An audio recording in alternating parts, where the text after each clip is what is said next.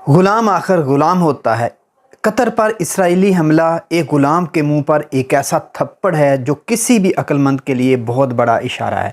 Qatar ने हालिया जो ट्रंप ने दौरा किया था उसको दुनिया की तारीख का सबसे महंगा तरीन बोइंग त्यारा दिया। इसके बाद 400-450 अरब डॉलर की जो है वहाँ पर इन्वेस्टमेंट की या उनको गिफ्ट दिया।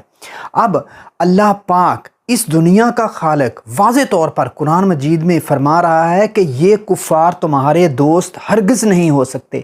ये अरबी जानने वाले लोग इस बात को, कुरान के इस हुक्म को, उस खालिक हकीकी के बात को समझने से कासिर है। ये हमला दुनिया के तमाम मुसलमानों के सामने एक बहुत बड़ा सवालिया निशान है और एक इबरत है कि इबरत पकड़नी चाहिए और अगले आने वाले टाइम के लिए तैयारी कर लेनी चाहिए।